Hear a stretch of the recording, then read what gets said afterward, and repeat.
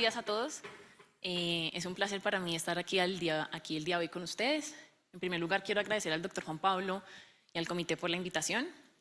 El día de hoy nos corresponde entonces hablar sobre el control del laudo arbitral, las particularidades de este control y básicamente vamos a tratar qué ha dicho la jurisprudencia de cada una de las altas cortes alrededor del control del laudo arbitral. Para el efecto, hoy nos acompañan 4 grandes panelistas. En primer lugar tenemos al doctor William Barrera, abogado de la Universidad Javeriana. Actualmente se desempeña como magistrado de la sección tercera del Consejo de Estado y se ha desempeñado también como director del Departamento de Derecho Público de la Universidad Javeriana. En segundo lugar tenemos al doctor Martín Bermúdez, también magistrado de la sección tercera del Consejo de Estado, abogado de la Universidad Libre. Se ha desempeñado como profesor, litigante y consultor. En tercer lugar tenemos al doctor Freddy Herrera, magistrado auxiliar de la Sala Civil de la Corte Suprema de Justicia, abogado de la Universidad Nacional de Colombia y doctor en Derecho. Y por último, y no menos importante, tenemos a la doctora Cristina Pardo, magistrada de la Corte Constitucional. Se desempeñó durante muchos años como magistrada auxiliar de esta misma Corte, fue secretaria jurídica de la Presidencia y se ha desempeñado también como profesora de Derecho Constitucional de la Universidad del Rosario. Y por último me presento, mi nombre es Ana María Buitrago Sánchez, soy abogada de la Universidad del Rosario y trabajo actualmente en la Corte Constitucional en el despacho del magistrado Ibáñez. Así que sin más preámbulos vamos a empezar con el doctor William, quien nos va a contar sobre el recurso de anulación del laudo y las particularidades de este recurso que ha reconocido la jurisprudencia contenciosa administrativa. Así que adelante, doctor. Bueno, buenos días para todos. Ante todo, un saludo especial para la doctora Cristina, el doctor Freddy, mi querido colega, el doctor Martín Bermúdez, la doctora Ana María. Un agradecimiento especial para el doctor Juan Pablo Cárdenas, para el Comité Colombiano de Arbitraje y obviamente un saludo especial para el distinguido auditorio.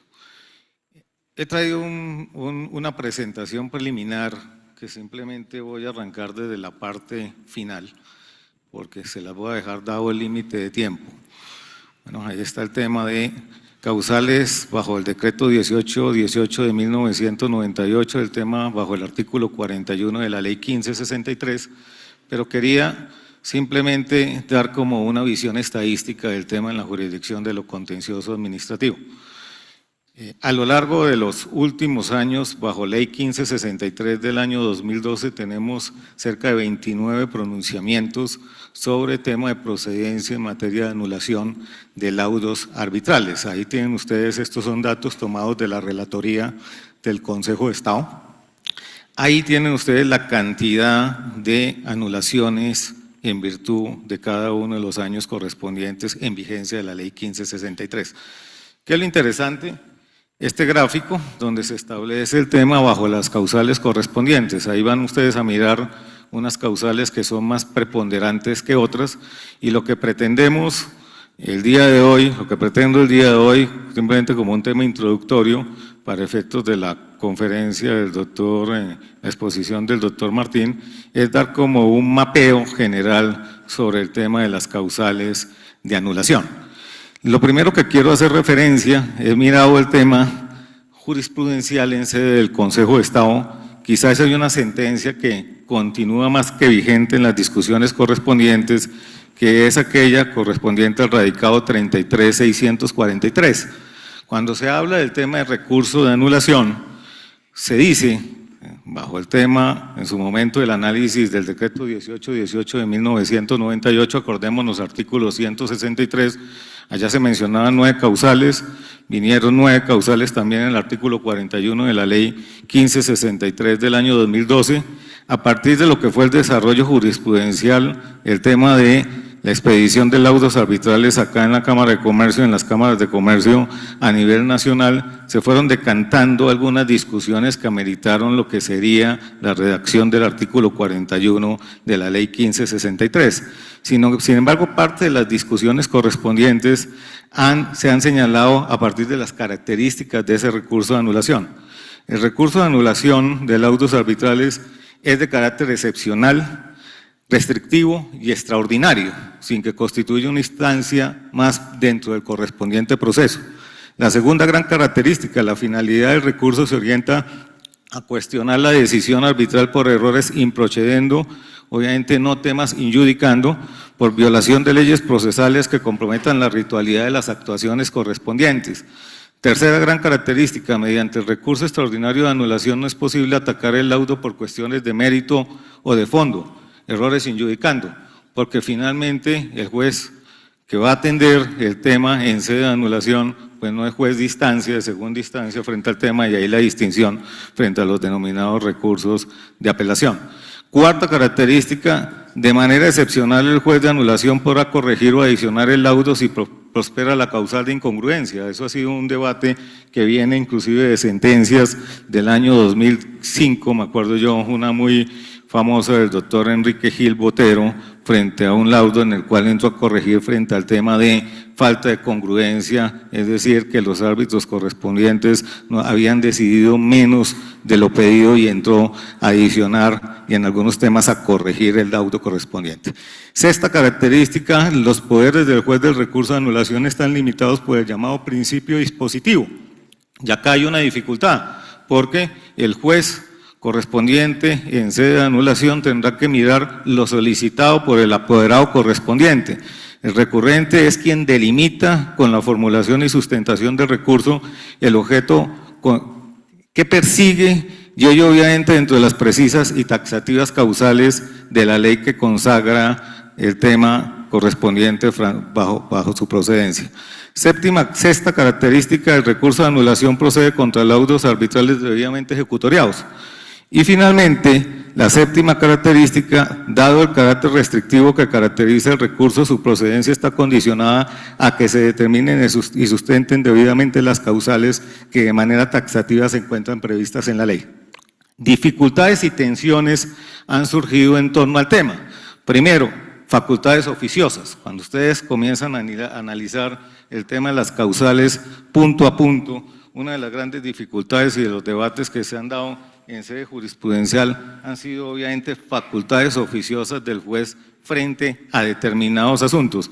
Segundo tema, el tema de vicio improcediendo, vicio injudicando, que ahí vendrá un poco la exposición del doctor Martín Bermúdez frente al tema de fallo en conciencia o fallo en equidad. Ahí hay una dificultad siempre en el análisis correspondiente. Analizadas las causales, tenemos 9. La primera causal, ustedes la conocen, la inexistencia, invalidez absoluta o inoponibilidad del pacto arbitral. En materia de inexistencia, frente al decreto 1818 de 1998, se agregó el tema de inoponibilidad y el tema de inexistencia en su momento, porque el decreto 1818 hacía más referencia al tema de invalidez. Ese tema de inexistencia, en lo concerniente a la existencia del pacto arbitral, se han tomado dos elementos esenciales: el subjetivo, que se materializa en la manifestación de la voluntad de las partes que acceden a que su controversia futura o actual se resuelva mediante este mecanismo alternativo de solución de conflictos; también el material, que recae en la identificación de los sujetos contractuales y la determinación del contrato o relación fuente de las obligaciones objeto de litigio. ¿Cuáles han sido las tensiones en torno al tema? Ahí ustedes pueden pueden consultar también, y para efectos de la exposición correspondiente, casos en sede del Consejo de Estado, el tema de ausencia de voluntad, radicado 32871. ¿Cuál fue el debate en aquella época? Promesa de pacto arbitral, es decir, mediante un acuerdo correspondiente se prometía un pacto arbitral. Hubo pronunciamiento en su momento en sede de la jurisdicción y entró a anular el laudo correspondiente. Segunda gran controversia, ausencia de objeto. Si no se contempla, será inexistente el pacto arbitral si no se contempla el objeto o materia que requiere someterse a la decisión de los árbitros, o cuando éste no existe y se cree equivocadamente que sí. Ahí está el tema de radicado 52.556.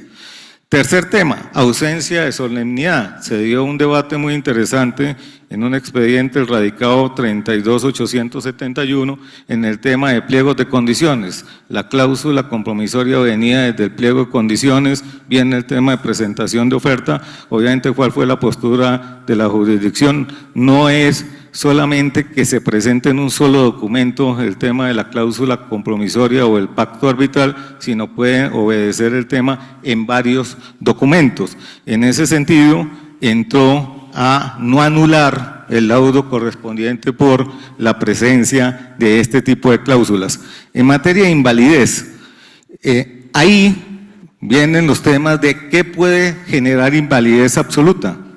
Cuando el convenio arbitral pactado viola la ley, extender la materia arbitral a asuntos que no poseen tal carácter, imponer un número par de árbitros, lo cual hace inviable el funcionamiento, el tema del artículo 7º de la ley 1563 del año 2012, convenir que un arbitraje en el que intervenga una entidad pública o quien desempeñe funciones administrativas, el fallo va a ser en conciencia, más no en derecho. También ahí se han dado debates frente al tema de nulidad relativa. ¿Qué genera el tema de invalidez bajo nulidad relativa? Obviamente el consentimiento afectado de error, fuerza, dolo o la participación de suscripción, la suscripción del negocio jurídico por parte de personas relativamente incapaces. Ahí comenzó una primera gran tensión, que fue el tema de la posibilidad del juez contencioso administrativo de declarar la nulidad absoluta del pacto arbitral de manera oficiosa. Segunda causal, la caducidad de la acción, la falta de jurisdicción o de competencia, muy conocida por todos, que comprende: el laudo recae sobre un asunto que no era susceptible de ser sometido a arbitramiento por tratarse de asuntos que no eran de carácter transigible o arbitrable de acuerdo a la Constitución o a la ley.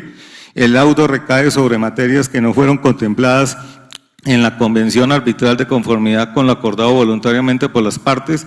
El laudo recae sobre materias cuya acción haya caducado. En materia de caducidad, viene el tema, obviamente cuando ustedes están en esta causal, acordémonos, está el tema de lo que ha denominado la doctrina el requisito de procedibilidad, es decir, la necesidad de que la parte correspondiente alegue la situación, vea los mecanismos establecidos en la propia ley 1563, en el auto de competencia, etcétera. El tema de caducidad viene también nuevamente la discusión. ¿Puede el juez contencioso administrativo declarar de oficio el tema de la caducidad correspondiente? Es un tema zanjado desde el expediente 60-716. Yo les dejo toda esta relación que les estoy mencionando. Ahí hubo un radicado muy importante en un caso del Tribunal de Arbitramiento constituido para dirimir las controversias entre Fresenius Medical Care S.A. y el Hospital El Tunal S., el radicado 37004, donde precisamente se discutió este punto.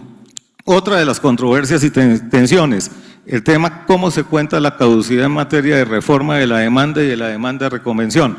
En la medida que la postura ha sido que se toman como independientes la reforma, en la medida que haya nuevas pretensiones, habrá que analizarse la caducidad, y el tema de interrupción desde la demanda principal, pues no afectaría ese análisis. Ahí hay una sentencia muy famosa del 17 de agosto del año 2005, donde se tomó ese tema, y también ustedes pueden referenciar la sentencia de unificación de la sección tercera del Consejo de Estado del 7 de diciembre de 2017, el expediente 35770.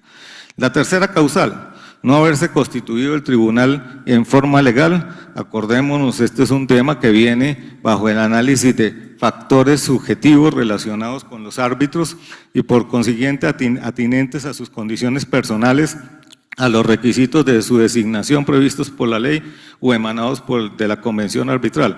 El primer gran requisito, permitir las calidades de los árbitros, requisitos colombianos, ciudadanos en ejercicio, el tema que no haber sido condenado por sentencia judicial a pena privativa de la libertad, excepto por delitos políticos o culposos, ni estar inhabilitado para ejercer cargos públicos o haber sido sancionado con destitución. Segundo tema, omitir los requisitos de los árbitros cuando el arbitraje sea en derecho.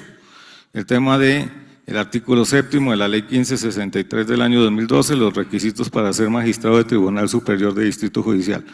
Tercero, prescindir de las calidades adicionales en torno a los árbitros exigidas por los reglamentos de los centros de arbitraje o por las partes del pacto arbitral. Cuarto, el incumplimiento del mandato, que no podrán desempeñarse simultáneamente como tal en 5 tribunales en materia de derecho administrativo y en los temas de 3 tribunales en materia de infraestructura pública. El deber de 5 días para la aceptación. cuando esa aceptación se hace de forma extemporánea, y finalmente el diligenciamiento del deber de información. Ahí, en el tema de deber de información, hay unos antecedentes bastante interesantes, el radicado 58-227, donde bajo vigencia de la ley 1563, en el artículo 15, establece la jurisdicción, que es un tema que puede afectar la validez del laudo arbitral. El radicado 55-477, perdón, en el tema de indebida integración del Tribunal de Arbitramiento por tema de no manifestación de conflictos de interés y circunstancias constitutivas de impedimento. Factores objetivos. Ahí vienen unas discusiones que son bastante interesantes, por ejemplo, el radicado 63-973, frente a circunstancias externas que rodean la integración de los tribunales, el tema de no haber seguido las directivas de presidencia frente al tema de conformación de las listas de árbitros, donde finalmente se llega a la conclusión de que no afectan el tema de validez del laudo. Cuarta causal, no muy recurrente, indebida representación o falta de notificación o emplazamiento. Acordémonos, ahí es un tema que está sujeto más a saneamiento.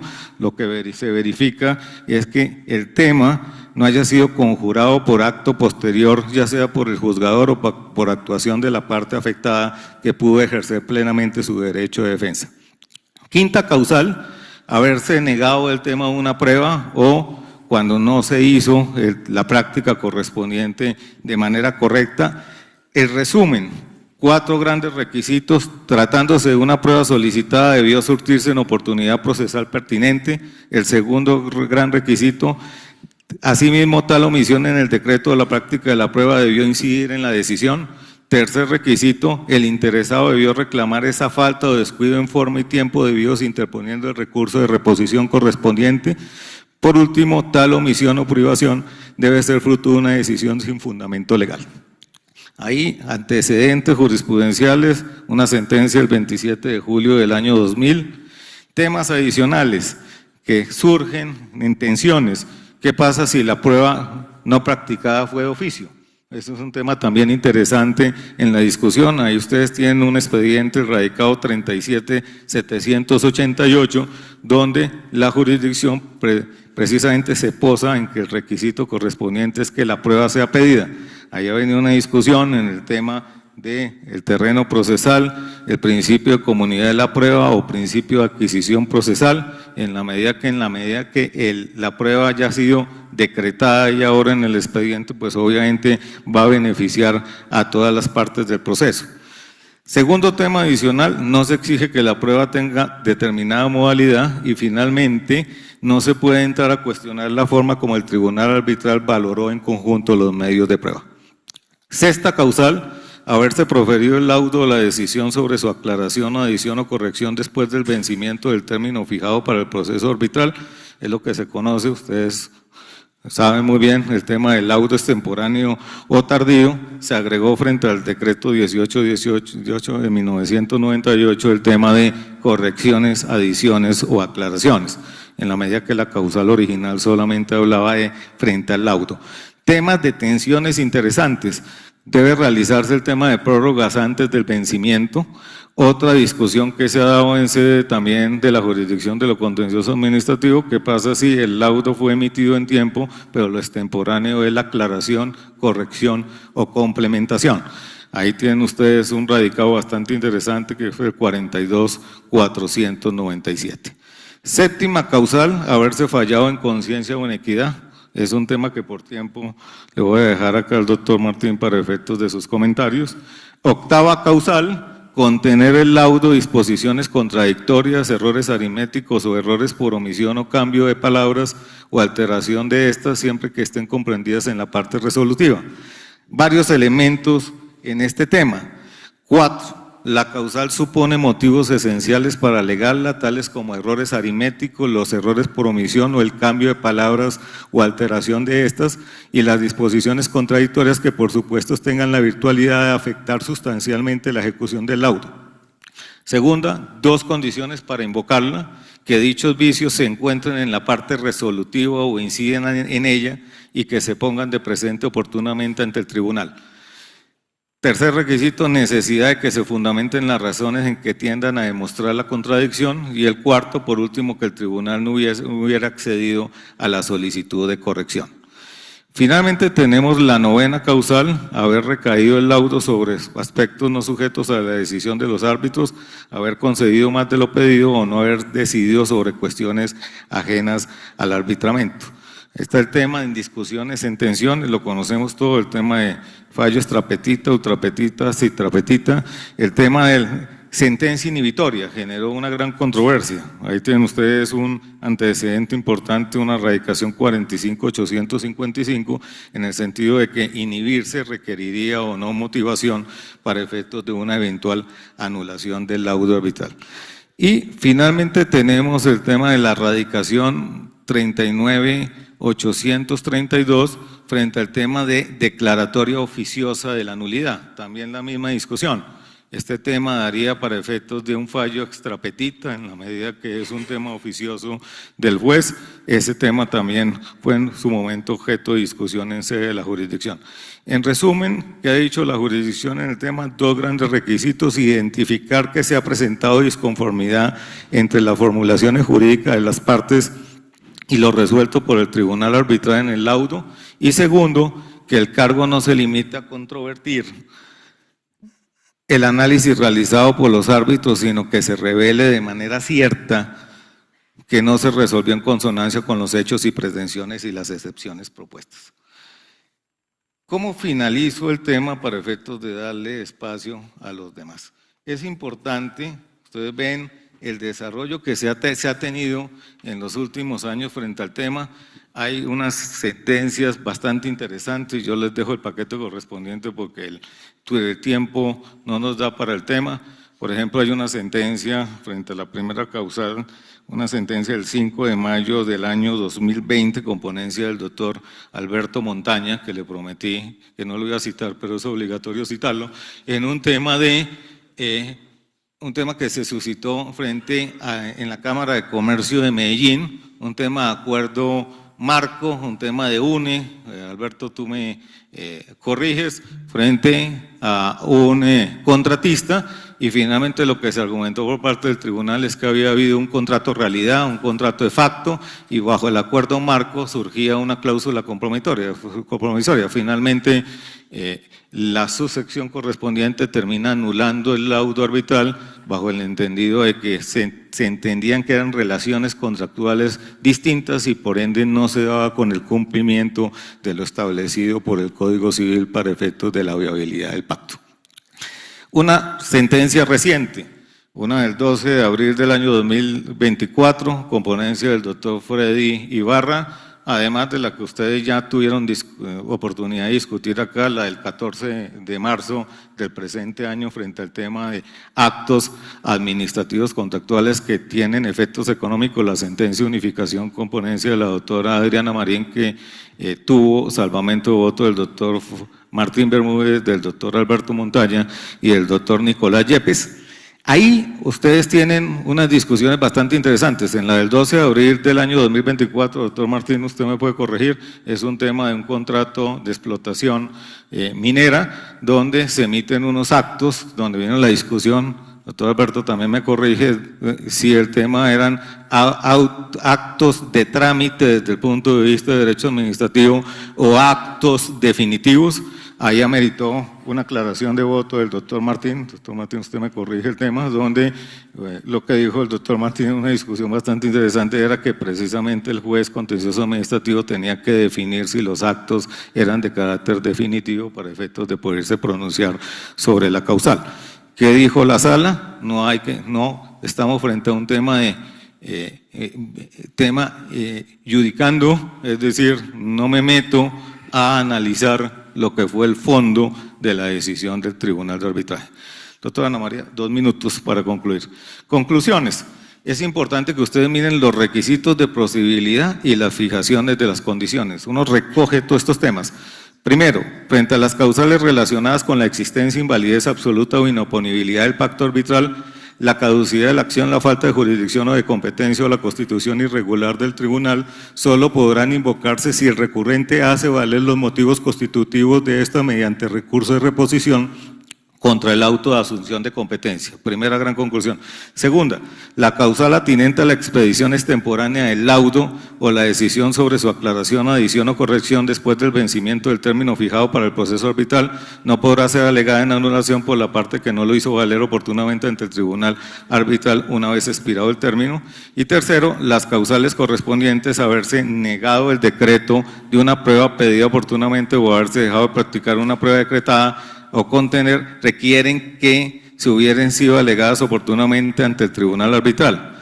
Es lo que bien señala Hernando Herrera siguiendo la prohibición del artículo 6 de la Ley de Arbitraje de España, desarrollada por el artículo 4 de la Ley Modelo de Arbitraje de la Zona SNUMI. Si una parte, conociendo la infracción de alguna norma dispositiva de esta ley o de algún requisito del convenio arbitral, no la denunciara dentro del plazo previsto para ello o en su defecto tan pronto como le sea posible, se considerará que renuncia a las facultades de impugnación previstas. Y finalmente, la fijación de condiciones. En los casos de indebida representación o falta de notificación o emplazamiento, se exige que no se hubiese saneado tal nulidad. En el evento de la negación del decreto de prueba, que ello haya sido sin fundamento legal y que pudiera tener incidencia en la decisión. Tercero, cuando sea en conciencia o en equidad, que se vea esta circunstancia manifiesta en el laudo. Y finalmente, cuando el laudo contenga disposiciones contradictorias que estén comprometidas en la parte resolutiva o influyan en ella. Excúsenme, como se dice popularmente, que prendí la moto, pero es un tema de chequeo de las causales correspondientes. Nada más, doctora Ana María, muchas gracias. Gracias, doctor William.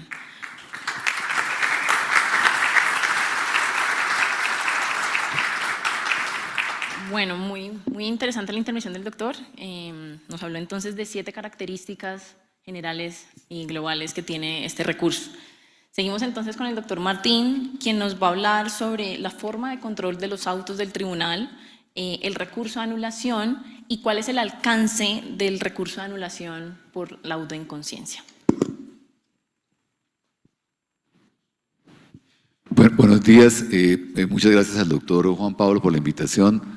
Me alegra mucho ver tantos amigos en esta sala y estoy muy honrado de mis compañeros de panel.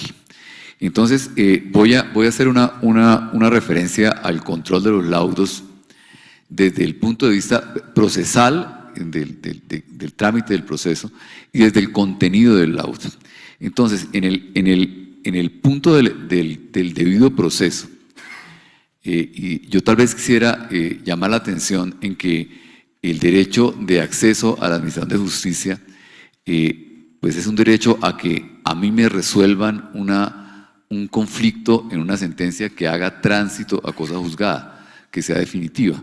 Y pues frente a eso es donde se alza toda la dificultad de decir cuándo un laudo arbitral es realmente cosa juzgada. Y creo que ese derecho también hay que mirarlo o hay que contextualizarlo cuando las personas que someten el conflicto deciden someter un conflicto a una resolución de un procedimiento que es de única instancia.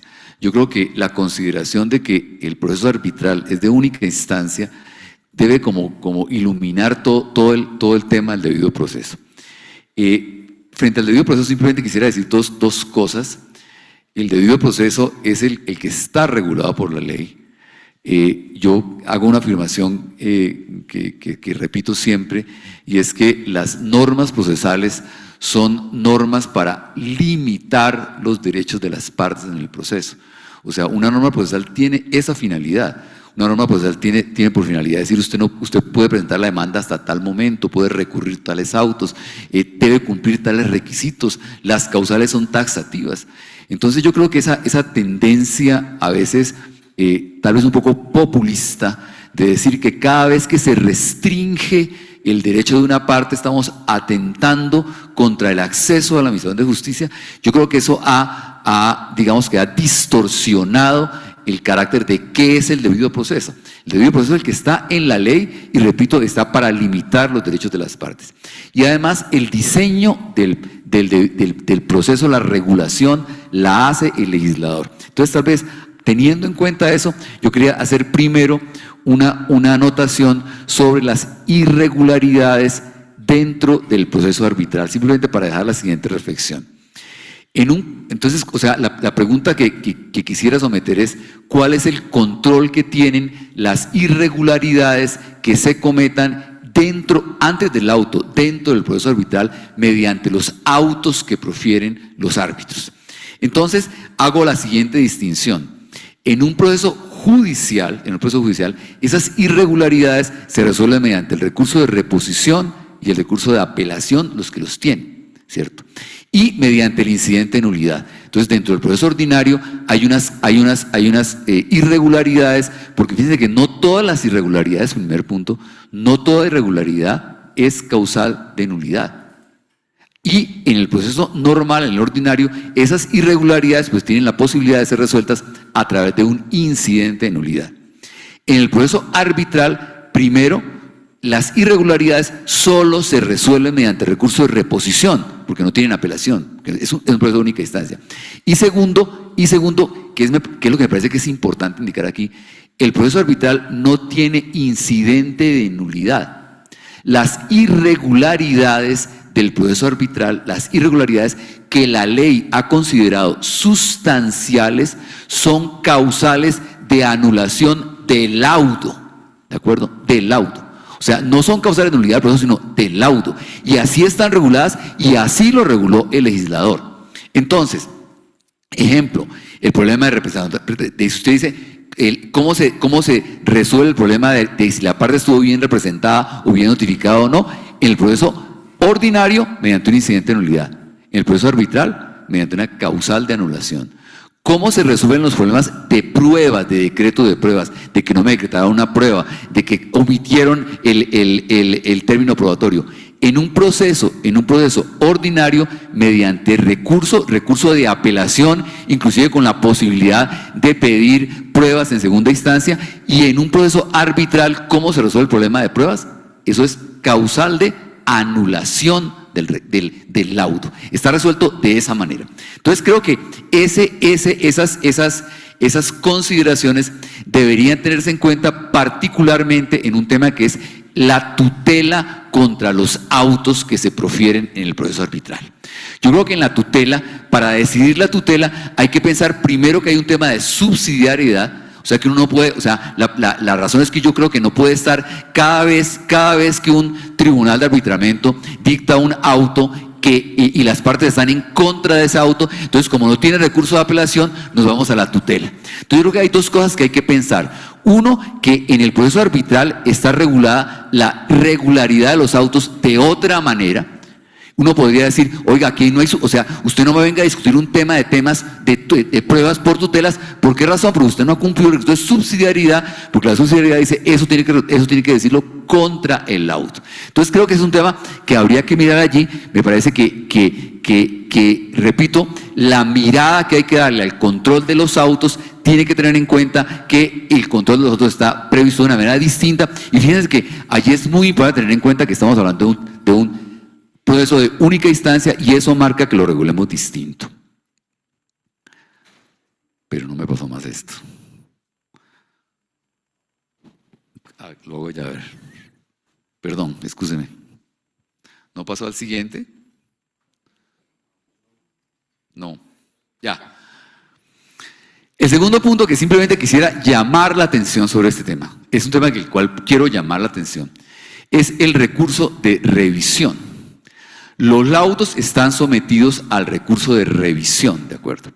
Y el recurso de revisión, ustedes todos lo saben, está previsto es una excepción a la cosa juzgada para casos excepcionalísimos, donde aparezca una prueba que no se había, una prueba, un dictamen, o sea, dictamos el laudo con un dictamen pericial y se condenó a los peritos, o un testigo que se condenó por falsedad, o un documento falso, para casos realmente excepcionales que aparecen después de dictada la sentencia o después de dictado el laudo. Para eso es el recurso de revisión.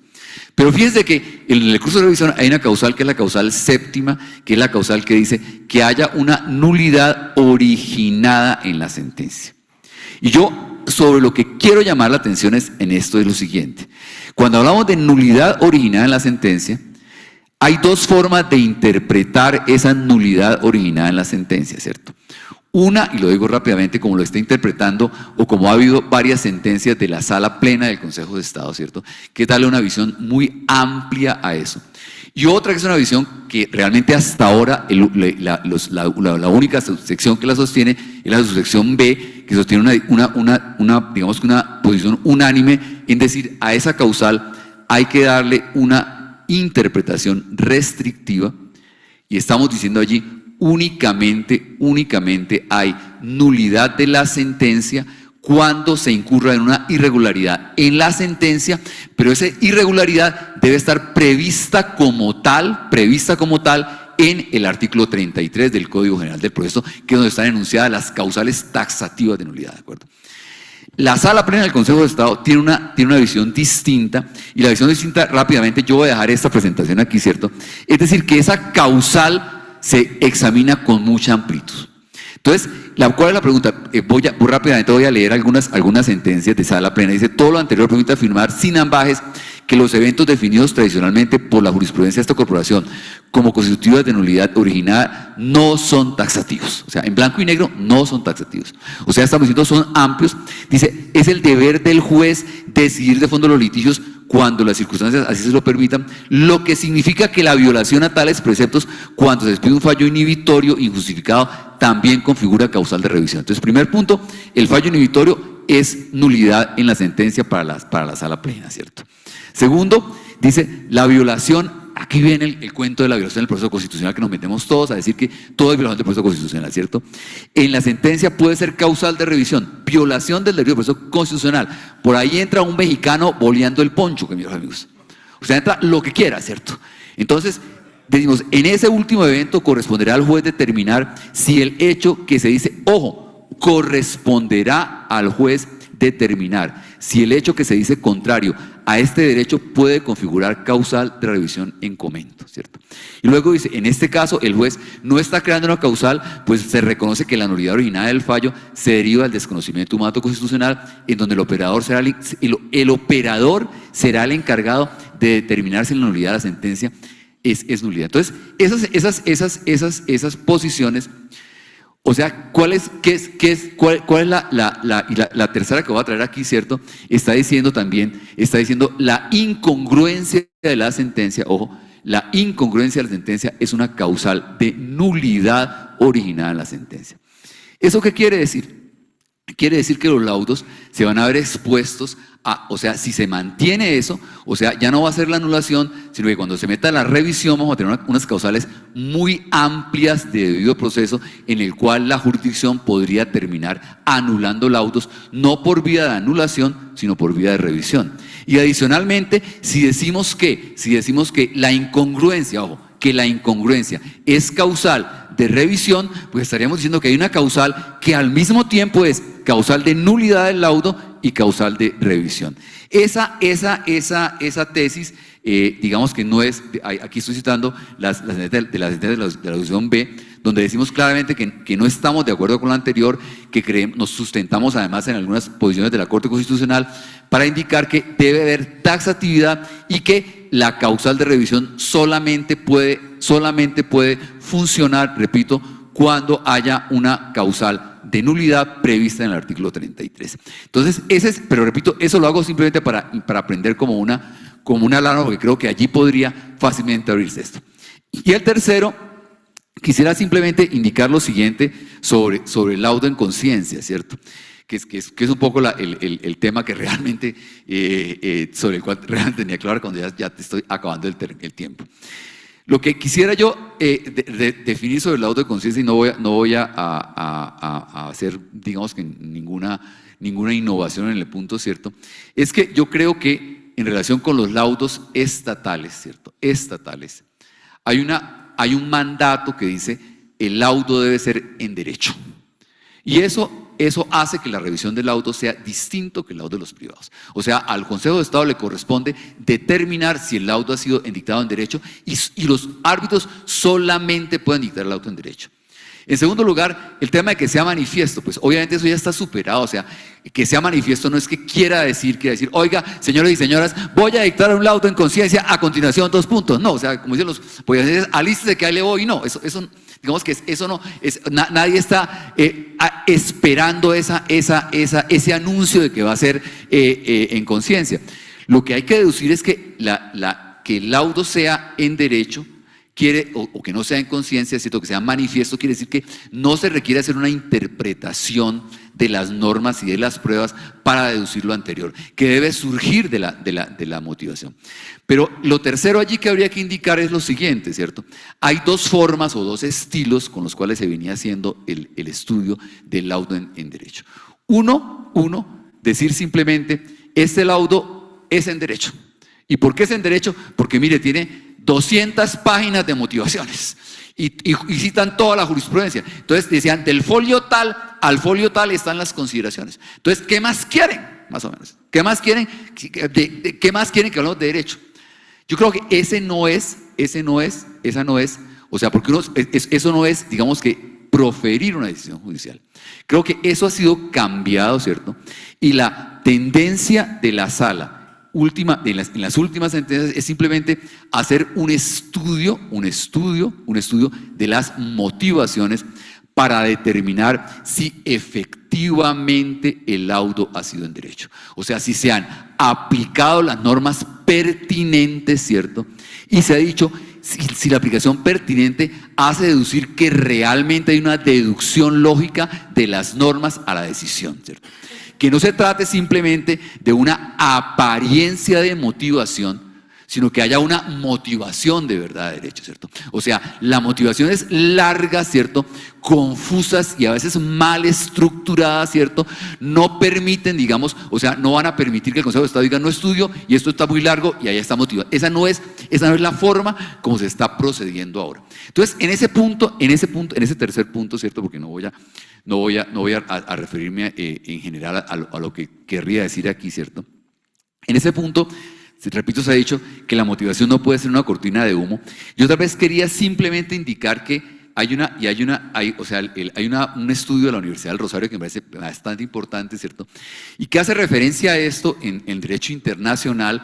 Cita la doctrina de los franceses para decir que este no es un problema únicamente de Colombia, no es el Consejo de Estado que se quiere meter en esto, ¿cierto? Ha dicho, el examen de la intensidad del control por parte de presuponer la existencia misma del control. O sea, hay un control. O sea, el control no puede ser aparente, debe haber un control. Dice allí, se critica que se exija que la violación debe ser flagrante porque ello conlleva a que el control solo sea la apariencia de la conformidad del laudo con el orden público. De modo que el control se convierte en un teatro de sombras o, en el mejor caso, en una apariencia. Entonces, repito, el Consejo de Estado no está optando porque sea una apariencia de estudio, sino que se está estudiando concretamente lo que es. Eso lo ha dicho allí, en otra doctrina dice... fíjense que en materia del laudo internacional estamos en lo mismo, ¿cierto? O sea, lo que se ha hecho es que se ha ampliado la arbitrabilidad, pero que en consecuencia o en digamos que en compensación a esa arbitrabilidad, obviamente que hay un examen mucho más riguroso de la aplicación. Se habla en el interior, dice, en la noción de orden público se desplazará al exequatur y al control del laudo. Estamos en un control a posteriori y no a priori. Es decir, los árbitros deben tener la posibilidad de conocer cualquier conflicto, pero el conflicto debe ser, digamos que hay un derecho del juez de hacer un examen, repito, concreto de la motivación. En ese punto, ¿cuál sería el mensaje que yo querría? Y vuelvo a la decisión de única instancia, ¿cierto? ¿Cuál es el problema del laudo arbitral en la decisión de única instancia? ¿Cierto? El problema del laudo arbitral en que se decide única instancia es no tener la posibilidad de controvertir los argumentos del Tribunal de Arbitramiento.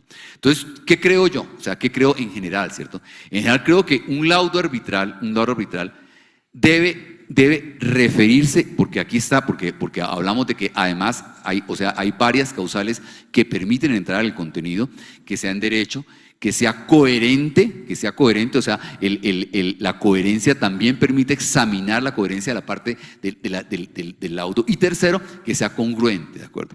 Entonces, repito, un laudo arbitral, ¿cierto?, será satisfactorio en la medida de la motivación, que es lo que termina estudiándose aquí, cuando parte de resolver el litigio que fue planteado, cuando parte de tener las consideraciones que manifestaron las partes, los alegatos de las partes, lo que se dijo que iba a estar en competencia, ¿de acuerdo?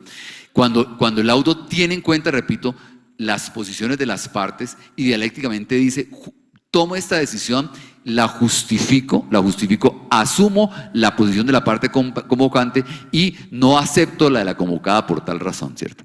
Pero lo hacemos, repito, como es un proceso de única instancia, ¿cierto? Debe estar resuelto todo, ¿cierto? El problema de los laudos arbitrales, ¿cierto?, de las motivaciones, es tener decisiones sorprendentes, decisiones que no fueron planteadas, ¿cierto? No, inaplicar o no tener en cuenta normas que estaban allí, ¿cierto? William hacía una referencia a un punto muy importante. Tomar decisiones sobre nulidades o ineficacias de contratos o de cláusulas que no fueron planteadas por las partes en el proceso. Yo sé, todos sabemos que los árbitros tienen la posibilidad de anular, pero repito, en la medida en que creo yo, cambiemos un poco la motivación de los laudos, en la medida en que tratemos de hacer laudos estructurados, repito, laudos en que yo creo que en los laudos arbitrales se copió la mala costumbre de las altas cortes de hacer sentencias exageradamente largas, ¿cierto? Con citas exageradamente largas que lo hacen perder a uno de cuál es la estructura o cuál es la razón de la motivación.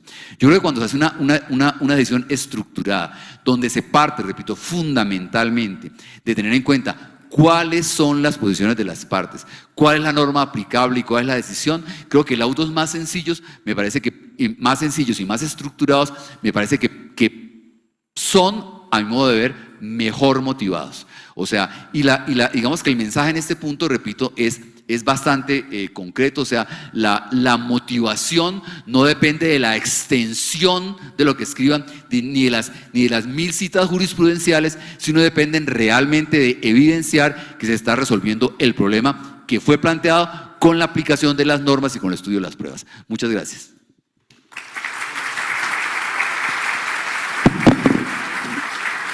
Muchas gracias, doctor Martín. Sin duda hay un tema muy interesante que estuvo transversal a lo largo de toda la intervención del doctor Martín, y es este alcance que se le da al debido proceso y como el papel o el rol que debe adoptar el juez a la hora de analizar este derecho en cada una de las causales a las que él se refirió. Hasta aquí vimos las particularidades de la jurisprudencia de lo contencioso administrativo en materia de control del laudo arbitral. Ahora vamos a pasar a las características o a las anotaciones a las que se ha referido la jurisprudencia ordinaria en materia de reconocimiento del laudo extranjero, para lo cual le doy la palabra al doctor Freddy. Bueno, muchísimas gracias. Buenos días a todos y a todas. Siempre es un gusto verlos en un escenario desestructurado, poder hablar, poder intercambiar, así sea un saludo. Entonces, un placer completo, doctor Juan Pablo, por la invitación, siempre a su servicio, a los panelistas. Es un gusto estar y poder, por lo menos, acercarnos a la discusión sobre estos temas. Yo quiero partir, y dispénseme por el tiempo, aquí como ven nos tienen cronómetro, entonces nos toca ser aplicados o pena de regaño. Entonces, quiero empezar por algo que dijo el doctor Martín, que nos sirve mucho. Y es una reflexión que creo que debemos dar como sociedad, como operadores de justicia y como personas interesadas en el arbitraje. Y es, los estándares son los mismos cuando pensamos en el control del laudo arbitral, si hay una parte estatal o vincula intereses estatales, así las partes son privados o los intereses son eminentemente privados. Porque si nosotros miramos, las normas parecen ser unánimes, parecen ser normas comunes, parecen tener un contenido equivalente, pero la arista desde la cual debería ser ese análisis, ¿es igual o es diferente, no? Por lo que hay en el medio o por lo que hay por lo que subyace a la discusión. Y eso evidentemente es algo que no ha tenido la suficiente reflexión, pero que siempre invito a pensar. cuando analizo una causal, bien sea anulación de un laudo local o de un laudo extranjero, la visión que tiene el Consejo de Estado debería ser la misma que tiene la Corte Suprema de Justicia, y cuando la Corte Constitucional puede conocer de la materia vía tutela, debería tener en cuenta esas particularidades. Y por ponerlo en casos tan palpables, y ya ingreso al tema que propuse, pensémoslo en algo tan sencillo como el tema de la oficiosidad. ¿Vale? Es la misma intensidad de esa oficiosidad en un tema de una anulación cuando hay intereses vinculados al Estado, patrimonio público, orden público, a cuando está vinculado intereses netamente privados, renunciables de un contenido diferente. Y veía ahorita el doctor Martín nos planteaba, mirándolo específicamente de la causal de nulidad del laudo arbitral o de anulación del laudo arbitral por violación del orden público, donde hay un control sustancial, similar un poco a lo que se hace cuando se verifica si el laudo es en conciencia o si es en derecho. Debería ser la misma intensidad, debería ser la misma fortaleza, digamos, debería andarse el mismo camino. Creo, digamos, que es algo que yo invito a no perder de vista, ¿vale? A tenerlo siempre dentro del radar, y sin duda alguna nos puede servir de una pauta para poder entender las dinámicas jurisprudenciales en estas materias. Yo voy a hacer algo relativamente sencillo, ustedes me dispensarán. Yo voy a intentar buscar qué ha pasado recientemente en la jurisprudencia. Con el orden de mostrar si ha habido cambios, si ha habido, digamos, diferencias, si seguimos en la misma línea que se planteó hace tantos años atrás por la Corte Suprema de Justicia en estas materias del reconocimiento. Este es el itinerario, no se preocupen, no lo vamos a agotar, es sencillamente para dejarlo planteado qué es lo que se busca. Igual que planteó el doctor William, yo quise mostrar unas cifras que son escasas frente a la productividad que tiene el Consejo de Estado, porque la Corte Suprema de Justicia desde 1991 ha emitido 47 sentencias relacionadas con laudos arbitrales, digamos, de diferente orden, la mayoría de ellos vinculados a laudos extranjeros, algunas vinculados a laudos locales. Si nosotros miramos en todos estos años, dispensen, estamos hablando del 91 a hoy, si nosotros miramos las cifras, estamos diciendo que el total de sentencias, 12 se ha analizado el recurso de anulación, esas 12 sentencias pues necesariamente están vinculados a laudos arbitrales extranjeros, 16 sentencias de revisión, que puede ser sentencias de revisión frente a laudos, ¿vale? O puede ser incluso frente a otro tipo de sentencias, y 19 procedimientos de exequatur o de reconocimiento de laudos arbitrales extranjeros.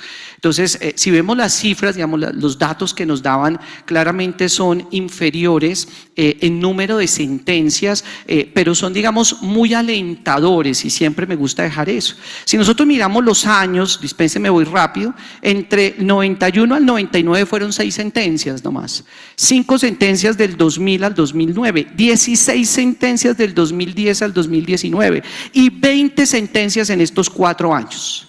Creo que eso nos va dando nos va mostrando una tendencia sobre la importancia del arbitraje internacional y cómo cada día va llegando más a la Corte Suprema de Justicia y cada día vamos teniendo mayores providencias o mayores decisiones sobre esta materia.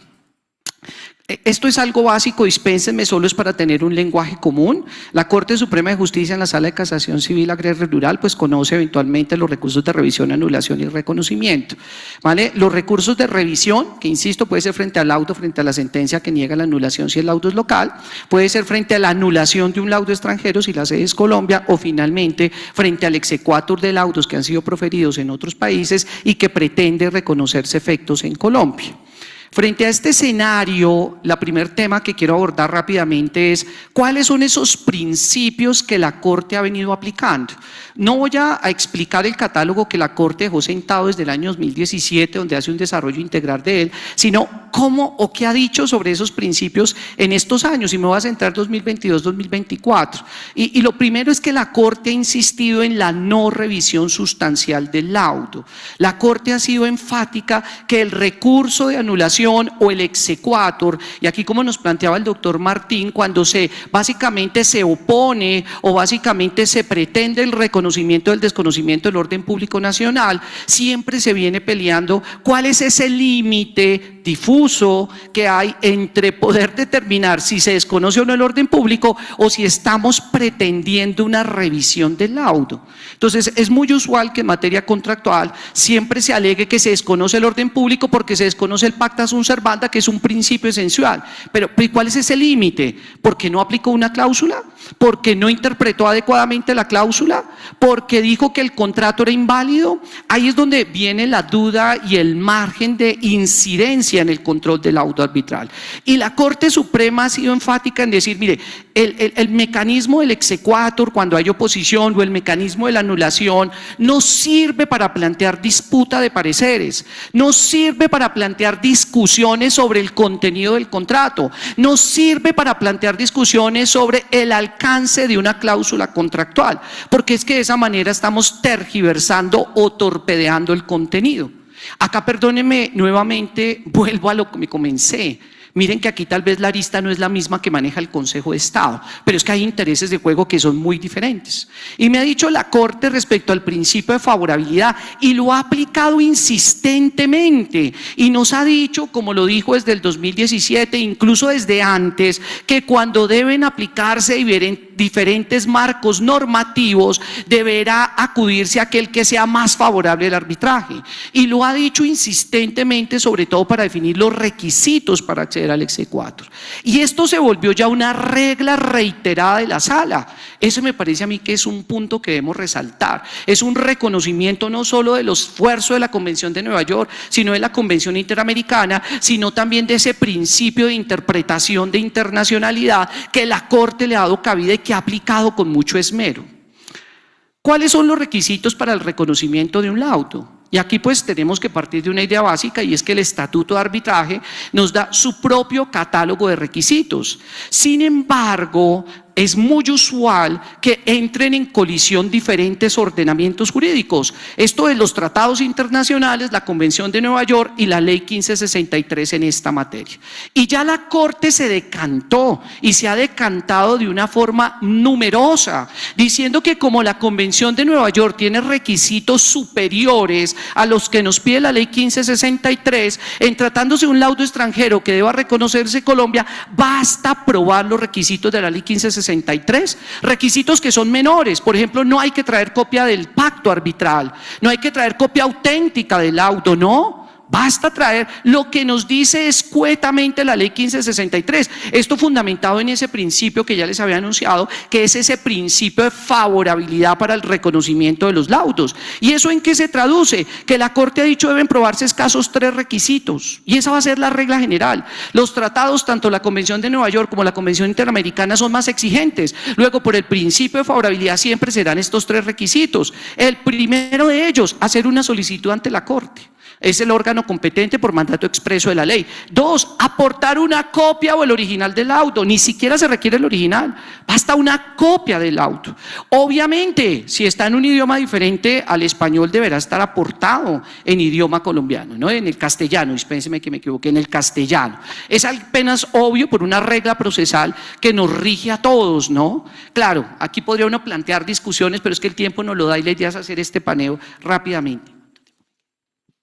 Perfecto. El tercer requisito básicamente es pues que no se configure ninguno de los motivos para rehusar el reconocimiento. Entonces, si nosotros miramos qué es lo único que tengo que hacer para lograr el reconocimiento de un laudo a la luz de la jurisprudencia de la Corte Suprema de Justicia, Sala de Casación Civil, Agraria y Rural, aportar el laudo y hacer una solicitud ante la Corte. No necesito probar más. Obviamente, si está en otro idioma, aportar la traducción.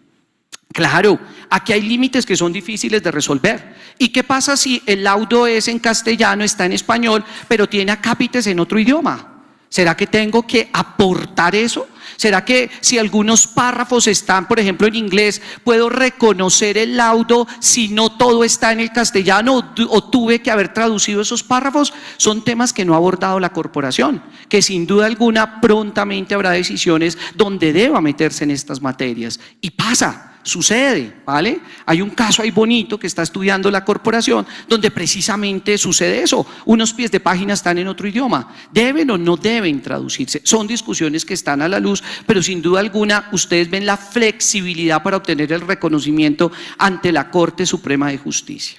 Entonces, ¿qué ha dicho la corporación respecto a las causales para denegar el reconocimiento?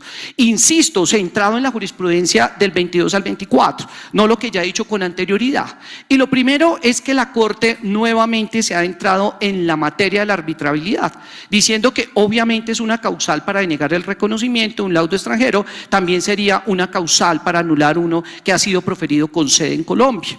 Pero lo que me ha dicho, digamos, en el fondo, lo que me dice es la arbitrabilidad objetiva está relacionado con que el litigio surja de una relación determinada sobre derechos de libre disposición y susceptibles de ser renunciados.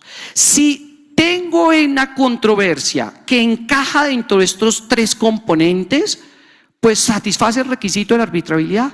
No es posible rehusar el reconocimiento o anular al abrigo de su transgresión. Y si nosotros miramos, son enunciaciones extremadamente genéricas. Esta interpretación la alcanza básicamente a través de una mirada conjunta de la Constitución Política, la Ley 270, del Estatuto Arbitral, el artículo 68, y del Código Civil, ¿no? Los derechos renunciables. Pero dice, basta que haya una relación jurídica concreta. O sea que puede ser una relación de tipo contractual o de otro, pero que tenga un vínculo concreto. Y me dice, sobre derechos de libre disposición, cualquier derecho de libre disposición y siempre que sea susceptible de ser renunciado. Y en punto, espérenme aquí, al orden público, que es un tema o es el tema más recurrente, así como el doctor Martín nos mostraba las estadísticas, así como el doctor William nos mostraba las estadísticas y nos decía, mire, la causal que más se ve en el Consejo de Estado en tratando de anulación de laudos es el tema del fallo en equidad o es el tema de la indebida conformación. Aquí realmente el tema que más se observa en la Sala de Casación Civil Agraria y Rural es el orden público. Y la Corte ha dicho hasta la saciedad en una jurisprudencia reiterada hace muchos años atrás, que el orden público son esos principios mínimos. Nos dice en una provincia muy bonita, nos dice son los principios irreductibles e irrenunciables de nuestro sistema jurídico. Y nos ha dicho, dentro de eso tenemos el orden público procesal y el orden público sustancial, que muy bien nos decía ahorita el doctor Martín, pues ahí entra todo, ¿no? Entra hasta el mariachi, nos dijo, y creo que con camioneta y todo, doctor Martín. Aquí pasa igual, es el derecho, nos dice el orden público procesal, la garantía del debido proceso. Entonces, la Corte Suprema de Justicia ha querido acotar esa noción, ha querido que esa puerta no sea tan amplia para que pase todos los mariachis con la caravana y todo, sino para que tal vez no pueda pasar todo ello. Y nos ha dicho cómo concreto la noción de orden público y ha dicho hay que acudirse al concepto de la proejecución, en el sentido de decir que debo buscar el reconocimiento antes que su negativa. ¿Y cómo lo garantizo? Pues buscando que las hermenéuticas sean hermenéuticas no extensivas. Y yo escuchaba ahorita al doctor Martín cómo nos decía, es que mire que en sala plena, en la subsección, porque es que la interpretación, que es una interpretación amplia, pues obviamente va en contra del reconocimiento de la jurisdicción. La Sala de Casación Civil Agraria y Rural ha dicho, yo debo buscar cómo acoto esa noción, que es una noción indeterminada, ¿no? La frase aquella famosa, el potro salvaje, pues ¿cómo hago para acotarla? Acudiendo a este principio, buscando que la interpretación sea lo más acotada posible y con lo que ya les había anunciado, reconociendo que la simple disputa de pareceres, la simple contradicción de pareceres nunca hace parte del orden público, es propio de la discreta autonomía de los sentenciadores arbitrales. Y entonces en punto al desconocimiento del proceso arbitral, que esta es una discusión famosa entre el Consejo de Estado y la Corte Suprema de Justicia, la Corte Suprema de Justicia ha dicho, pues sí, ¿qué pasa si se incumple el procedimiento arbitral? Pues sí, eso es grave, pero es de la suficiente gravedad. Y la Corte siempre ha dicho, realmente para que la afectación al procedimiento arbitral dé lugar a la anulación o permita o impida el reconocimiento, es indispensable que se traduzca en una vulneración del derecho de defensa y contradicción. Y ciertamente nos decía ahorita el doctor Martín cómo es que no hay procedimientos internos dentro del trámite arbitral para corregir los errores más allá del recurso de reposición. Claro, es un procedimiento informal. Yo me pregunto si es que acaso son necesarios esos procedimientos. Pero si existiendo, ¿qué pasa si hay un vicio? Y ya la Corte Suprema también en una visión extremadamente reduccionista nos ha dicho solo si es un vicio grave, pero que tiene un efecto concreto y es precisamente desconocer los derechos de defensa y contradicción. Los demás vicios, así existan, pues no van a tener relevancia de cara a la anulación o de cara a la denegación del reconocimiento. Y en punto a la indebida constitución del tribunal arbitral, del panel arbitral, nos ha dicho, aplicando la norma, en este caso el estatuto arbitral, que aplicamos el principio de preclusión a que tanta referencia nos hicieron el doctor William y el doctor Martín. Si no se alega ante los árbitros, después no se puede alegar. Claro, aquí tenemos una norma expresa que así lo dispone. Lo interesante es que la Corte Suprema lo ha extendido incluso a otras causales. Y nos ha dicho, por ejemplo, cuando, pues pénsenme, que aquí me pasé. Cuando se excede el contenido del pacto arbitral. Perfecto. Cuando me dice, cuando excedo el contenido del pacto arbitral, me dice, ojo, eso debe alegarse ante los árbitros. Oiga, pero eso no me lo dice la ley, no importa. La Corte, acudiendo al principio del non venire contra factum propio, el estoppel, ha dicho, oiga, si usted tuvo la oportunidad de alegarlo ante los árbitros y no lo alegó, pues no venga a pedírmelo aquí a mí en la corporación vía anulación o vía oposición al laudo arbitral. Y entonces uno dice, oiga, ¿está creando un requisito? No, le está dando fuerza al principio de lealtad procesal. Oiga, y entonces, ¿cómo hago si fue en el fallo? Pues usted lo puede alegar a través del fallo adicional, a través de la aclaración, y lo ha dicho hasta en ese contexto. Claro, me ha dicho, obviamente, exceder el contenido del pacto arbitral también tiene que ser algo evidente. Esa discusión sobre el fallo extrapetitra, ultrapetitra, citrapetita, la Corte Suprema de Justicia nos lo ha dicho, oiga, hay que mirarlo de una manera realmente enfocado al contenido del pacto, pero también que tiene que ser algo evidente. Es que no podemos revivir las discusiones que se agotaron en el trámite arbitral. Si allá se agotaron, no hay razón de ser para que aquí las volvamos a reabrir y pensemos que es realmente una posibilidad de volver a rediscutir materias que debieron haberse resueltos. Hay reglas importantes que no están en la ley y es sobre la oposición. ¿Qué pasa cuando se plantea una oposición en el reconocimiento de un laudo arbitral extranjero? ¿Vale? La ley solo dice de traslado por 10 días y en esos días pues radique la oposición. Y entonces lo interesante sobre la oposición es que la Corte le ha dado unos requisitos a la oposición. Primero, que debe haberse agotado la materia en el pacto arbitral y como ya los dije, bien sea dentro del proceso, bien sea a través del recurso de anulación, bien sea porque usted lo alegó y lo insistió, porque si usted no dijo nada en el proceso arbitral se perdió esa oportunidad. Nos decía hace un segundo el doctor Martín, hay una renuncia, eso aplica y lo ha dicho la Corte, pero renuncia incluso cuando no se pide la adición del laudo. Si usted no pidió la adición, yo entiendo que renunció a esa posibilidad. Pero la Corte ha dicho, las oposiciones deben estar adecuadamente sustentadas. Las simples afirmaciones, las simples manifestaciones que no están soportadas en un desarrollo argumentativo, que no están soportadas en pruebas, no son verdaderas oposiciones y no permiten que la Corte se pronuncie de ellos. Y nos ha dicho la Corte también, las oposiciones deben ser enfocadas. Porque es que debe relacionarse la causal esgrimida con los hechos a que se hace referencia, porque de lo contrario está creando causales novedosas y sobre ellas no es posible emitir un pronunciamiento.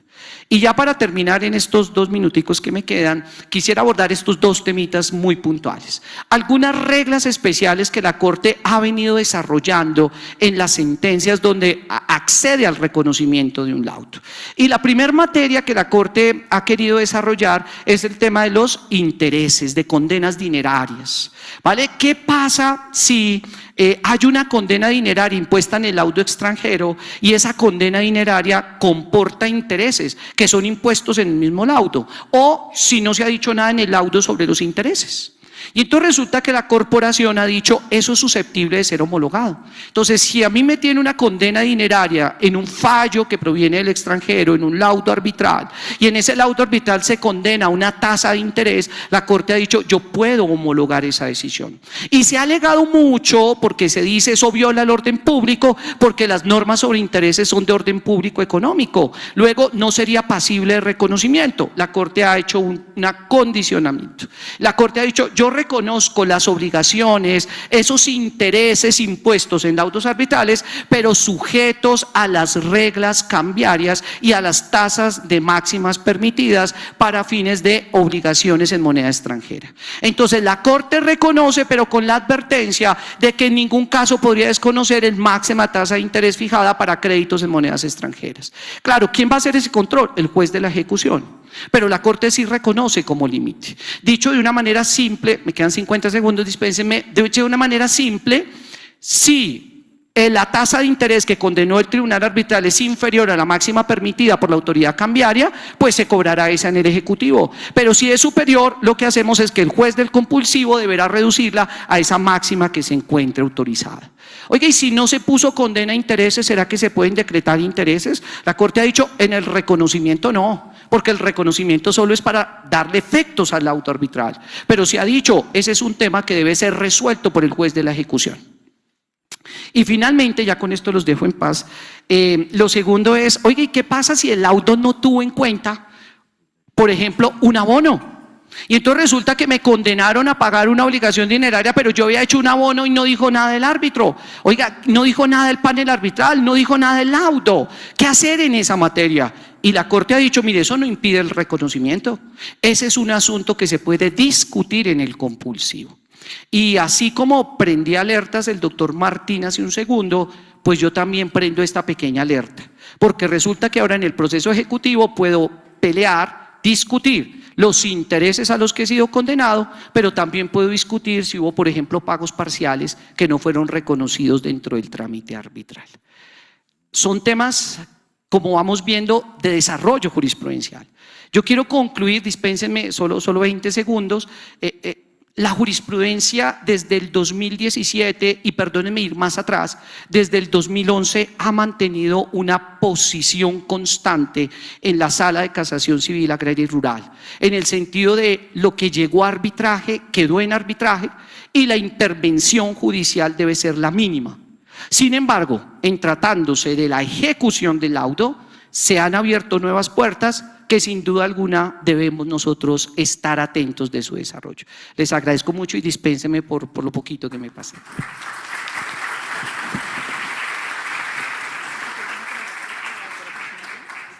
Bueno, muchas gracias. ¿Aquí me escuchan? Sí. Muchas gracias, doctor Freddy. A continuación, vamos a pasar con la doctora Cristina. Como lo han podido ver, hasta aquí hemos hablado de los recursos que están dispuestos en la ley para controlar el laudo. Pero como todos saben, en nuestro país hay una posibilidad extra para controlar las decisiones. Entonces, en este caso, la doctora Cristina nos va a hablar sobre la tutela contra providencia judicial y, en particular, sobre la tutela contra laudo. Muchas gracias.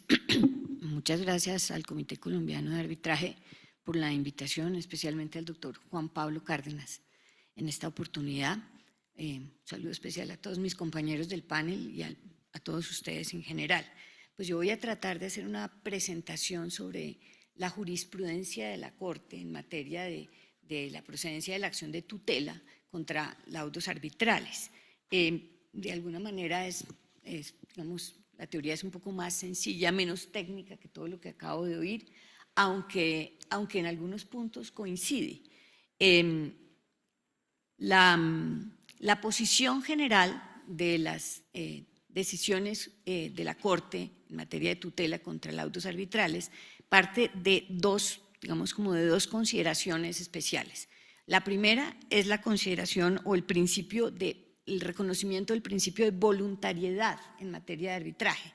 Es decir, de ese principio ha derivado varias consecuencias a la hora de evaluar una tutela contra los laudos arbitrales. Y el segundo, y tal vez el más importante, es el elemento jurisdiccional, es reconocer, la Corte lo ha hecho, reconocer que los laudos arbitrales son decisiones judiciales, ¿sí? Que comparten desde ese punto de vista las mismas condiciones de una sentencia, pues mutatis mutandi, pero son decisiones judiciales tanto cuando el arbitraje se produce en derecho como cuando se produce en equidad o en conciencia, son verdaderas decisiones judiciales que resuelven conflictos y que por esa misma razón pueden ser susceptibles de la acción de tutela en las mismas circunstancias o en circunstancias parecidas a aquellas en que se admite la tutela contra providencias judiciales. Esos son como los ejes axiales. Ahora, la Corte no ha tenido como una posición unánime o una jurisprudencia lineal, sino que uno encuentra ciertas épocas y actualmente podríamos decir que la posición predominante más o menos desde 2017 con la Corte actual es la de una mayor rigurosidad en el momento de analizar la procedencia de la acción de tutela contra las decisiones arbitrales.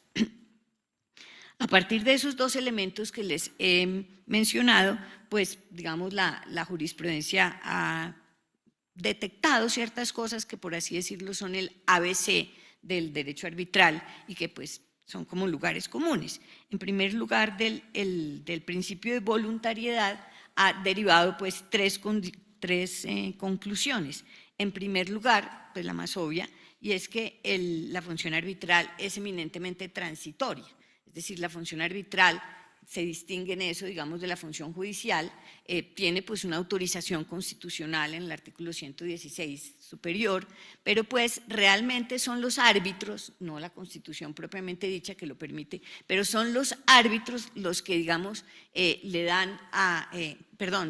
son las partes las que le dan a los árbitros la función judicial.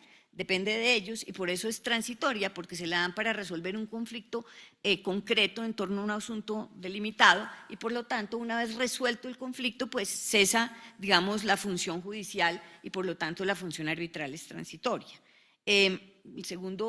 La segunda consecuencia que también acá se ha dicho y que es bastante obvia es que por cualquier circunstancia que, digamos, afecte el consentimiento en el momento de estipular pues el contrato de compromiso o la cláusula compromisoria, pues afecta la validez no solo pues del tribunal arbitral, sino pues también del laudo en sí mismo, quedan afectados por ese vicio en el consentimiento, pierden, digamos, solidez jurídica. Y la otra consecuencia del principio de voluntariedad es que pues aquellos asuntos que no son de libre disposición de las partes, como por ejemplo los derechos fundamentales, pues no pueden ser objeto de arbitraje.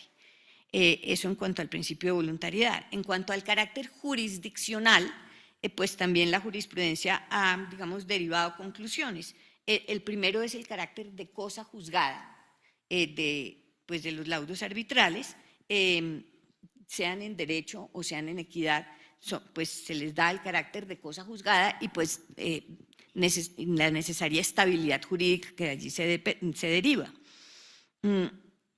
La segunda consecuencia es pues la equiparación entre los laudos arbitrales y las sentencias, que es lo que ha permitido admitir la teoría de la procedencia excepcional de la tutela contra los laudos arbitrales.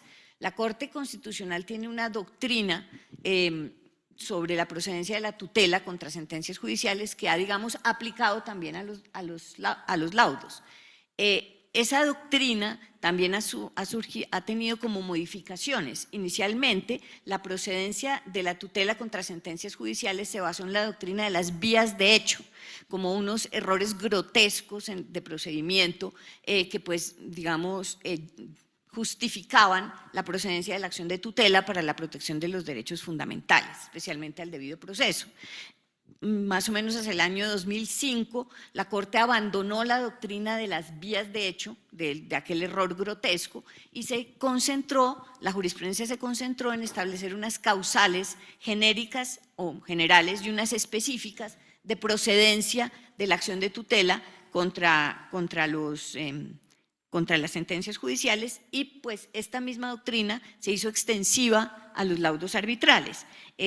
Esas, digamos, causales generales y específicas de procedencia de la acción de tutela contra sentencia son las siguientes. Dentro de las causales generales, que son como un poco más de tipo procesal, aunque no todas lo son, porque algunas son, digamos, de tipo más sustancial, las causales son las siguientes, y es que la cuestión o el debate que plantea la tutela, tenga importancia constitucional, es decir, que sea un debate que se dé en el nivel constitucional y no en el nivel legal, que involucre, por lo tanto, derechos fundamentales, pues especialmente el derecho al debido proceso. En segundo lugar, pues la Corte también exige requisitos más procedimentales como la legitimidad en la causa, tanto por activa como por pasiva, el asunto de la subsidiariedad, es decir, que a la tutela se acuda después de haber agotado todos los demás mecanismos de defensa judicial que están previstos en el ordenamiento. En este caso, pues, importante, pues, los recursos de revisión y sobre todo el recurso de anulación contra el laudo arbitral, pues, en general la jurisprudencia ha exigido que se agote ese requisito de subsidiariedad. También, pues, está el requisito de inmediatez, que exige que la acción de tutela sea presentada dentro de un plazo razonable, pues por razones obvias, primero por razones de seguridad jurídica, ¿sí? Y de confianza legítima, de estabilidad jurídica, pues no puede durar indefinidamente sin resolverse de manera definitiva una controversia jurídica, y pues porque la propia Constitución dice que la acción de tutela existe para la protección inmediata de los derechos fundamentales, por lo cual, si la protección no es inmediata, pues digamos, la Corte lo entiende como un indicio en contra de que realmente haya derechos fundamentales en juego o que pues haya un interés de esa naturaleza en juego. También la Corte ha exigido que cuando la acción de tutela contra una providencia judicial se interpone por violación del debido proceso, pues es necesario que esa irregularidad procesal haya sido determinante en la sentencia o en el laudo que se piensa analizar. Es decir, no cualquier irregularidad, sino una irregularidad procesal determinante digamos, en la decisión judicial. Y pues existen otros requisitos, por ejemplo, que se identifiquen claramente los hechos que generan la violación de un derecho fundamental, generalmente el del debido proceso, y pues que no se trate de una acción de tutela contra otra acción de tutela, pues esto no viene al caso en este caso, pero esos son los requisitos generales de procedibilidad de la acción de tutela contra sentencias que se ha hecho extensible, pues se extienden también a la acción de tutela contra laudos arbitrales. Luego la Corte exige también unos requisitos específicos de procedibilidad que son ya un poco más de fondo, y esos requisitos específicos se analizan pues cuando se cumplen los requisitos generales que acabo de mencionar. Esos requisitos específicos es que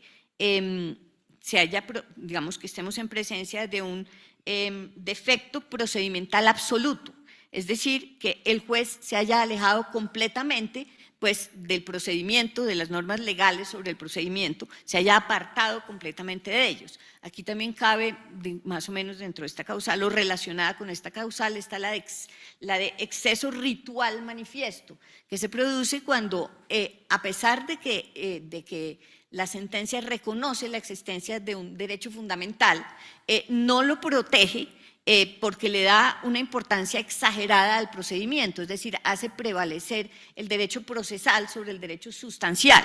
Entonces, el exceso ritual manifiesto pues también puede ser una de las causales específicas de procedencia de la acción de tutela contra providencias judiciales y contra laudos. Existe también el defecto fáctico, pues que deviene de la valoración probatoria, de una defectuosa valoración probatoria, de ausencia de valoración probatoria, de ignorar la existencia de una prueba. Es decir, el defecto fáctico tiene, digamos, muchas variedades y también es una de las causas de procedibilidad de la acción de tutela contra sentencias judiciales. Está también el defecto material o sustantivo, que consiste pues en no aplicar una norma legal existente que regula el caso, o aplicar una norma que es inconstitucional, o aplicar una norma que es inexistente, o aplicar una interpretación manifiestamente inconstitucional de la norma o manifiestamente absurda de la norma. Son, digamos, variedades del defecto material o sustantivo.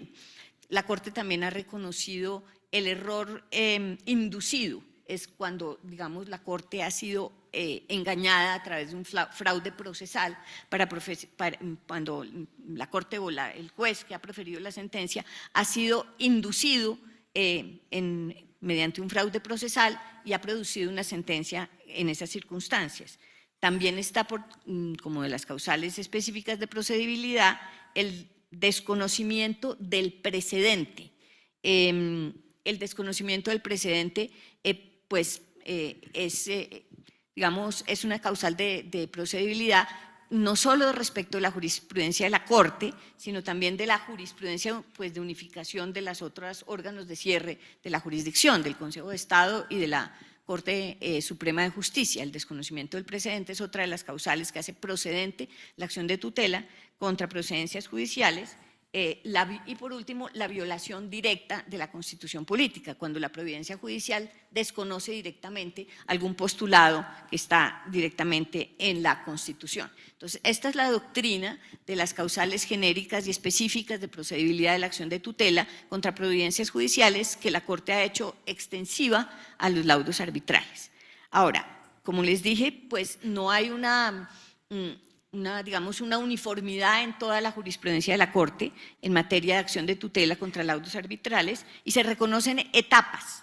En una primera etapa que va desde cuando la Corte inició actividades hasta el año 2009, pues la Corte, no concedió ninguna acción de tutela en contra de un laudo arbitral.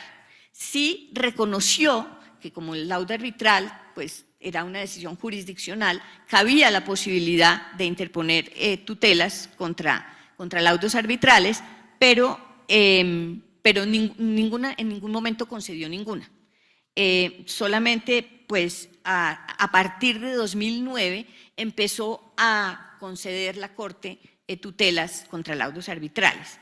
Y aquí pues tuvo una época que va más o menos entre 2009 y 2017 en que pues la Corte fue más flexible. Por ejemplo, en el 2009 fue la primera decisión de tutela que fue concedida en una tutela de la empresa de teléfonos de Bogotá contra Movistar. La Corte pues admitió la acción de tutela, la estudió de fondo, pero no solo la estudió, sino que estudió las cláusulas, pues no solo la cláusula compromisoria, las cláusulas del contrato que había entre la ETB y Telefónica, y pues al revisar la sentencia concluyó, al revisar el laudo, concluyó pues que había hecho una interpretación del contrato que no se ajustaba a la realidad y corrigió esta interpretación. Esto es una posición que hoy en día pues la Corte no admitiría. Hoy en día la Corte no ha rechazado que el juez constitucional entre a interpretar el contrato o a hacer interpretaciones de rango legal. Entonces, pues esto hoy en día, esta primera tutela, que además fue muy famosa, hoy en día es muy difícil que pasara en la Corte Constitucional porque la Corte hoy en día tiene una posición mucho más rigurosa respecto de la procedencia de las causales que les he enumerado y porque considera que el asunto debe, el debate debe ser en el nivel constitucional y no en el nivel de interpretación del contrato o de la interpretación de las normas legales. En este periodo, pues llegó más o menos como hasta 2017, más o menos con la conformación actual o mayoritaria actual de la Corte Constitucional, que empezó pues a restringir mucho la procedencia de la tutela contra laudos arbitrales. En esta época, ya a partir de 2017, se hizo explícito la regla de que la procedencia de las causales generales y específicas para admitir la tutela contra laudos arbitrales era mucho más rígida, es decir, era más difícil y debía analizarse con mayor rigurosidad esas causales tratándose de laudos que tratándose de sentencias. Era más exigente. ¿Y por qué razón? En primer lugar, porque le dio gran importancia al principio de voluntariedad en el en el entendido de que pues, son los árbitros los que le dan son las partes del proceso lo que le dan las competencias a los árbitros, que su voluntad es sustraer la decisión del conflicto a la justicia estatal y dejársela a unos particulares, y que pues en esa medida no tiene mucha presentación, que después de eso y después incluso de haber agotado los recursos de anulación o de revisión, pues todavía se insista en acudir a través de la acción de tutela a la justicia estatal. Entonces, digamos que en aplicación del principio de voluntariedad, dándole relevancia o dándole efecto práctico a este principio, pues la Corte entiende que debe ser más restrictiva en el momento de analizar las causales de procedencia de la acción de tutela contra sentencias judiciales. Esa es como la función. Y de otro lado, porque le ha dado gran importancia al principio de, digamos, de que el debate debe ser constitucional, en el nivel constitucional.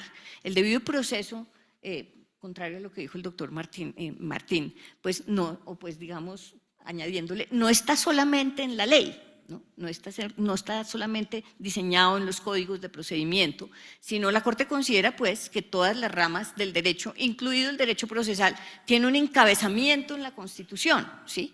Entre ellos el derecho al debido proceso, que es generalmente el derecho que se alega vulnerado cuando hay una tutela contra una decisión judicial, sea una sentencia o sea un laudo. Entonces la Corte entiende que si el debate está en el nivel legal o en el nivel de interpretación de las cláusulas de un contrato, no estamos hablando no están comprometidos principios o derechos constitucionales. Esa es la lógica. Por eso yo digo que la sentencia esta que resolvió el caso de un laudo que se dio dentro de una controversia entre la ETB y Telefónica, no hubiera podido darse esa misma decisión en esta época, pues porque ahora la jurisprudencia ha avanzado en ese sentido. En ese caso, digamos, la Corte dijo varias cosas. En primer lugar, dijo que el principio de subsidiariedad estaba superado, a pesar de que el recurso de anulación estaba en trámite, porque dijo que solamente la tutela era apta para defender derechos fundamentales, que a través de un recurso de anulación no se podían proteger derechos fundamentales, cosa que pues es discutible porque el debido proceso también se puede proteger a través de un recurso de anulación. Hoy en día la Corte es mucho más rigurosa en eso y dice, pues no, hay que exigir, digamos, el agotamiento de los recursos disponibles en el ordenamiento, y si no se cumple el principio de subsidiariedad, en principio pues no procederá a la tutela. Pero además de eso, pues eso, lo del debate en el nivel constitucional, si lo que la tutela plantea es la interpretación de un contrato o la interpretación de una norma procedimental pero legal, es decir, que está en un código, no sé, si una notificación debe surtirse en 5 días, si estos días son corridos o si no son corridos, o si son días hábiles o no, son discusiones, cito ese ejemplo, pues que se dan en el nivel legal, no en el constitucional. La Corte entiende que el derecho al debido proceso pues tiene un núcleo esencial que comporta varias garantías del nivel constitucional: el derecho de defensa y contradicción, el derecho de presentar pruebas y de controvertirlas, el principio de legalidad del procedimiento, es decir, que el procedimiento tiene que estar definido anteriormente en una norma de rango legal. En materia penal, pues el derecho de apelar las sentencias condenatorias, el principio de favorabilidad penal. Pero bueno, digamos, hay unas garantías que componen el núcleo esencial del debido proceso, y si esas garantías son las que están en juego, entonces pues sí procede la acción de tutela. Si lo que plantean es un debate legal o contractual, no procede, y mucho menos si lo que se trata es de usar como una tercera instancia procesal para debatir estos asuntos, o si el debate es estrictamente patrimonial. Muchas sentencias han puesto énfasis en que el verdadero interés de la tutela radica solamente en asuntos patrimoniales. Por ejemplo, en el caso de una tutela contra una decisión de un tribunal, en un caso de SEMSA contra una compañía, la compañía del Sochagota, la solicitud de tutela decía, bueno, si usted no deja sin efecto el laudo arbitral, por lo menos rebaje la cuantía que salgo a pagar. Entonces la Corte dice, no, realmente lo que hay es un interés patrimonial por encima de otro y no pues un interés realmente constitucional. Eso pues a grandes rasgos es como lo que ha sido los principios o los ejes argumentativos de la Corte Constitucional en las etapas que han transcurrido, en la que podemos decir que ahora estamos en una etapa de mucho más rigurosidad de procedencia de la acción de tutela contra los laudos arbitrales. Gracias a todos.